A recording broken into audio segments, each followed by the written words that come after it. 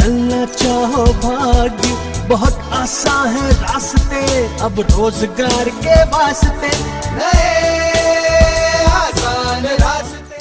हम लोग एग्रीप्रेन्योर में अभी ये डिस्कस कर रहे हैं कि एग्रीप्रेन्योर में किस तरह से हम बिजनेस कर सकते हैं, कौन एग्रीप्रेन्योर बन सकते हैं और ई फसल उनको किस तरह से मदद करती है। तो इस कड़ी में अभी बहुत सारे लोगों के हमें सवाल मिल रहे हैं। बहुत सारे किसान और farmer producer organisation, cooperative societies और नए लोग जो पढ़े लिखे बच्चे हैं जो अपना बिजनेस कर रहे हैं, और वो निरंतर हमें कॉन्टेक्ट कर रहे हैं फ़ोन के ऊपर, और हम उनसे बात करके उनकी चीज़ों को समझने की कोशिश कर रहे हैं। तो देखिए, जब भी, जैसे मैं आपको पिछले सीरीज़ में कहा हूँ कि सबसे पहले हमें ये तय करना होगा कि हम क्या कर सकते हैं। तो क्या कर सकते हैं के लिए हम कैसे जानेंगे कि हम क्या कर सकते हैं। तो इसके लिए दो तरीके मेरे हिसाब से बहुत सही होते हैं जिनसे हम ये समझ सकते हैं कि हम क्या काम करना चाहते हैं। क्योंकि बहुत सारे लोगों को पता है कि बहुत सारी समस्याएं हैं, बहुत सारे उनके दिमाग में आइडियाज़ हैं कि वो बिजनेस कर सकते हैं, पर जब उनको स्पेसिफिक बात करते हैं, बिल्कुल टू द पॉइंट बात करते हैं, तो फिर उनका आइडिया गड़बड़ा जाता है और उन्हें लगने लगता है कि अरे नहीं नहीं। तो एक चीज़ होती है मैक्रो लेवल पर सोचना, बड़े लेवल पर सोचना, जिसमें बड़ी बड़ी समस्याएं, बड़े बड़े विषय और पॉलिसी के इशू, नीतिगत निर्णय, शासन प्रशासन से जुड़े मुद्दे, ये सब एक अलग तरह के विषय हैं। और दूसरे होते हैं माइक्रो लेवल के विषय, बिल्कुल छोटे लेवल के विषय जो हमारे जीवन से, दिन प्रतिदिन से जुड़े हुए विषय हैं, और उनके बारे में सोचना, उन समस्याओं का हल निकालना और वहाँ से बिजनेस का आइडिया जनरेट करना, बिजनेस का विषय निश्चित करना और उस बिजनेस पे काम करना। तो इसमें अभी जो अच्छी चीज़ है कि दो तरह के से हमारे साथी लोग इसमें सोच सकते हैं, जो पहले से कोई काम नहीं कर रहे हैं और नया अपना काम शुरू करना चाहते हैं।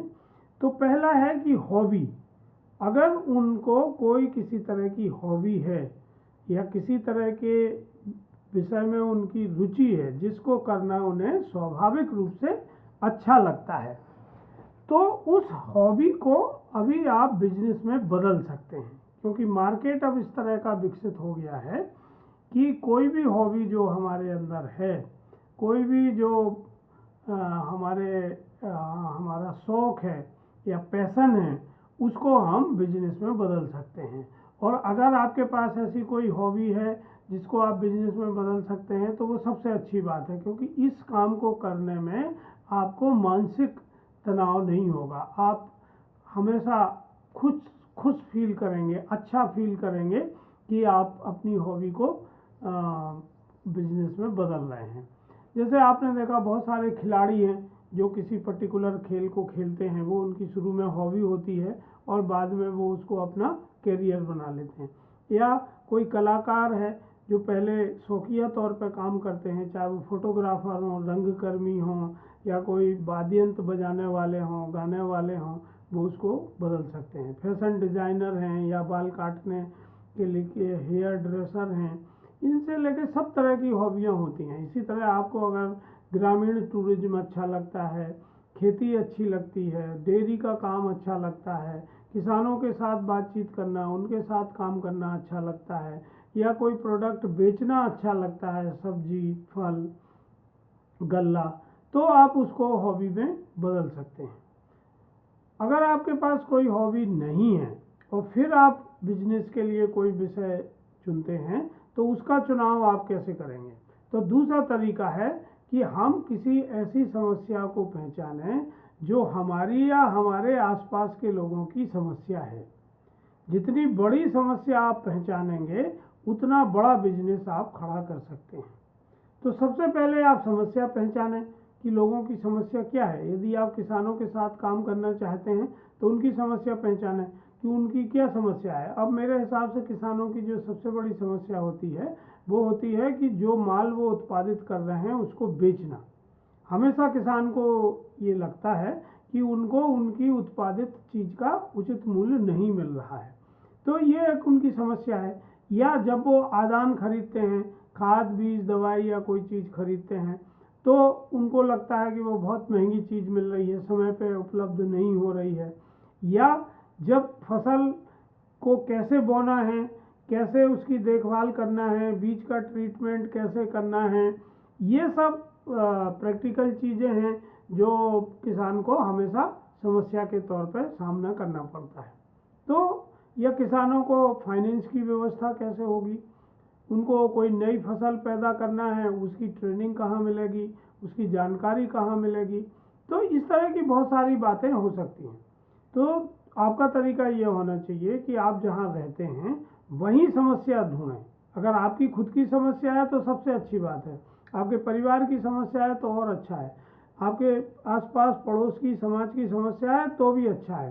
तो उस समस्या को आप उठाइए और देखिए कि बाज़ार में अभी किस किस तरीके से उस समस्या का समाधान उपलब्ध है, कौन कौन लोग उस समाधान को उपलब्ध करा रहे हैं, उसकी लागत क्या है समाधान उपलब्ध कराने की, उसमें समय कितना लगता है, सब लोग उस समाधान को पा पाते हैं कि नहीं पा पाते हैं। और फिर आप अपना बिजनेस मॉडल डेवलप करिए कि जो अभी तरीके चल रहे हैं उनमें क्या परिवर्तन करके आप आउटसाइड द बॉक्स सोचिए, जो अभी तक किसी ने नहीं सोचा है, और उस तरह का समाधान अगर आप लेके आते हैं तो वो आपके लिए एक नई अपॉर्चुनिटी काम करने की हो सकती है। जैसे गांव में कभी भी इतने स्मार्टफोन आज तक के इतिहास में नहीं थे, जब से भारतवर्ष का इतिहास है कभी भी इस तरह की संचार क्रांति गांव में नहीं हुई थी। आज जिस तरह से मोबाइल फ़ोन का उपयोग ग्रामीण क्षेत्रों में हो रहा है और 3G 2G की सेवाएं हैं और आगे 4G और 5G की सेवाएं आएंगी, तो ये बड़ी क्रांति है। अब इस क्रांति का उपयोग करके आप अपने बिजनेस को कैसे बदल सकते हैं, कैसे उसको उपभोक्ता के हित में सस्ता, सुलभ, टिकाऊ और तीव्र गति से दिलाने वाला बना सकते हैं, तो ये आपके ऊपर है और आप इस तरह से अपना बिजनेस आइडिया सोच सकते हैं। जब आप ये बिजनेस आइडिया सोच लेते हैं तो फिर आपको इसका प्रैक्टिकल ज्ञान होना चाहिए, आपको इन एंड आउट पूरा पता होना चाहिए, अंदर और बाहर की पूरी व्यवहारिक जानकारी होना चाहिए। देखिए कई लोग मुझे मिलते हैं, वो कहते हैं साहब मैं BSc AG हूँ, MSc AG हूँ, एग्रोनॉमी में मैंने किया है, MBA किया है, मार्केटिंग मुझे आती है या फाइनेंस आता है, या कंप्यूटर का आदमी होगा तो वो कहेगा मैं बिग डेटा एनालिसिस कर सकता हूँ, मैं ब्लॉकचेन बना सकता हूँ। पर इसका किसान के लिए या जो क्लाइंट आप सोच रहे हैं उसके लिए जब तक उसमें कोई मॉनिटरी फ़ायदा नहीं हो, जब रुपए में उसको कन्वर्ट नहीं किया जा सकता, तो इस ज्ञान का कोई अर्थ नहीं होता है।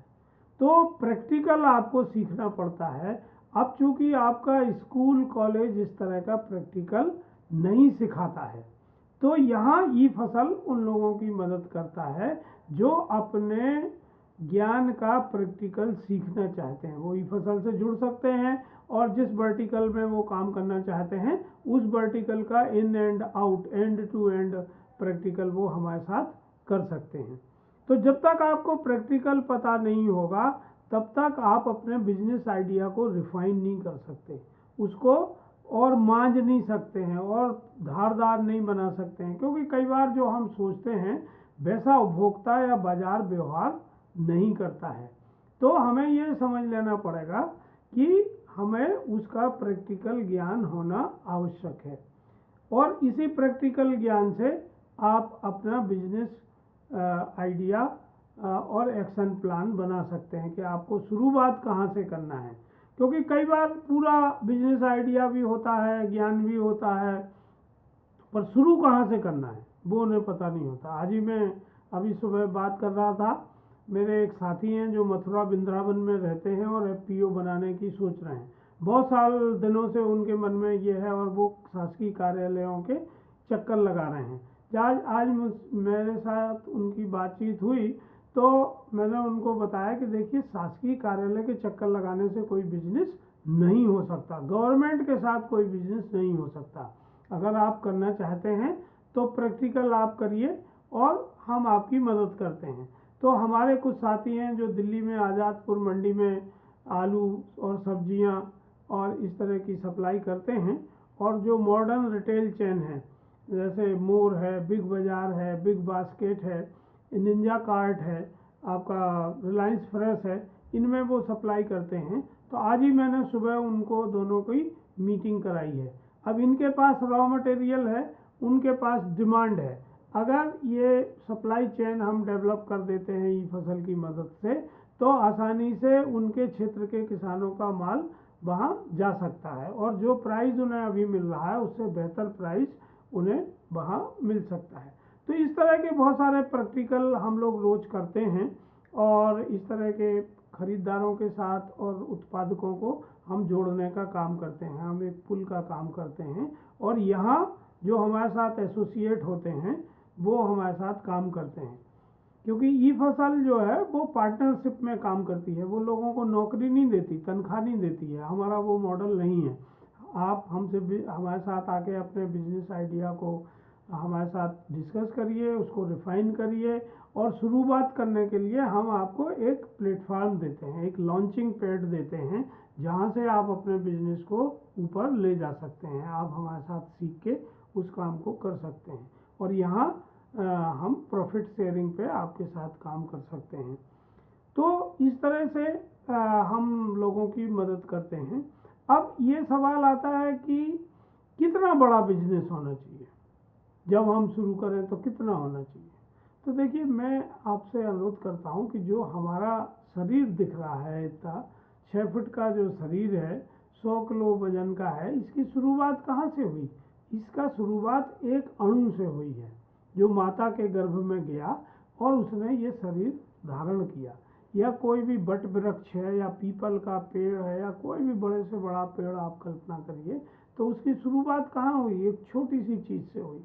या आप किसी भी आज जो सफलतम बिजनेस है उसको देखेंगे तो उसकी शुरुआत कहाँ से हुई, उसके संस्थापक कौन थे?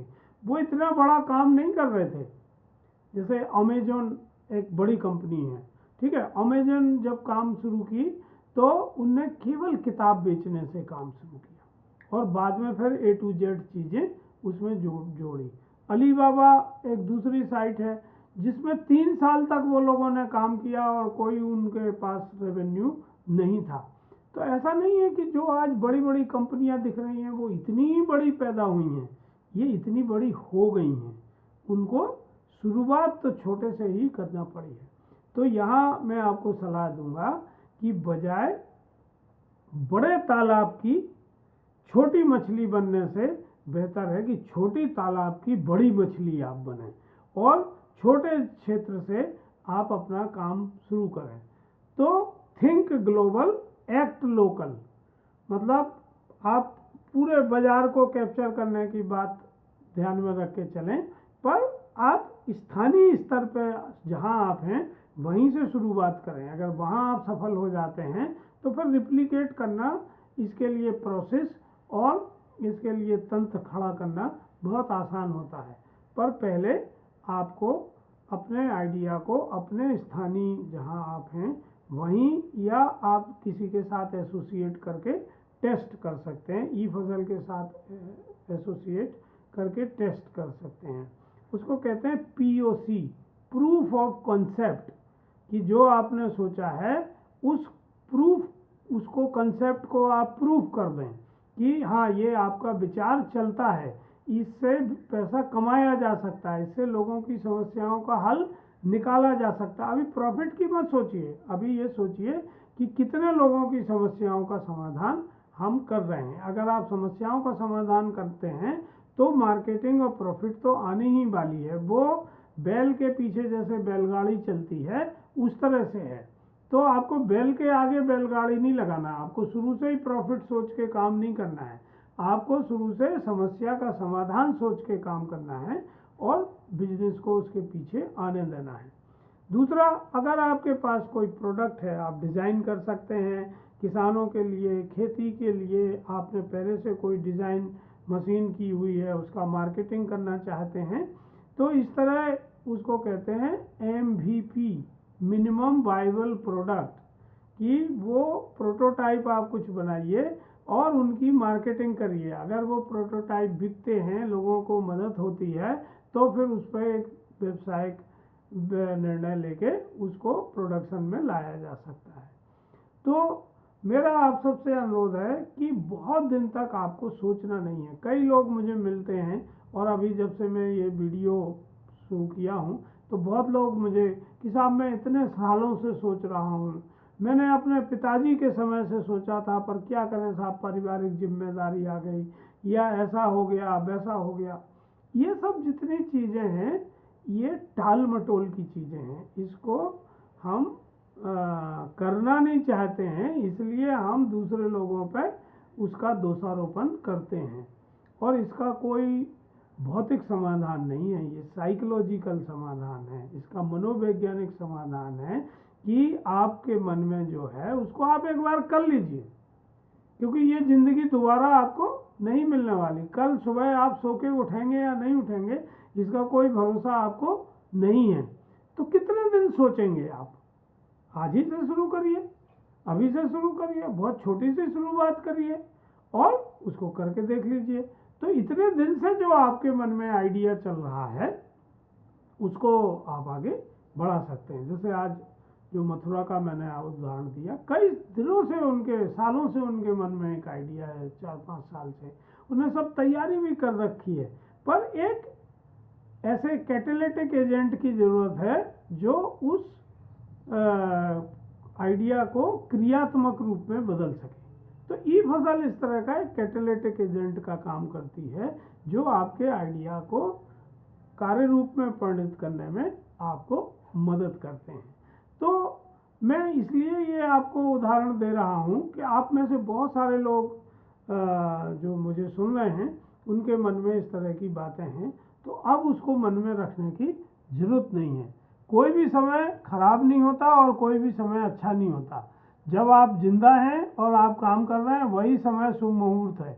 उसी शुभ मुहूर्त में आप काम शुरू कर दीजिए, आगे धीरे धीरे कारवां आपका बनता जाएगा। आपने रविंद्रनाथ जी का गीत सुना होगा, एकला चलो एकला चलो एकला चलो रे। तो अगर कोई आपका साथ नहीं दे रहा है तो आप अकेले चल दीजिए, आप देखेंगे कि धीरे धीरे लोग आपके साथ आएंगे। और यहाँ तो ई फसल आपके साथ है ही साथ देने के लिए, तो आप शुरू से अकेले नहीं होंगे। तो हिम्मत करिए और इस तरह के काम को आगे बढ़ाइए और मिलके काम करेंगे। धन्यवाद, नमस्कार।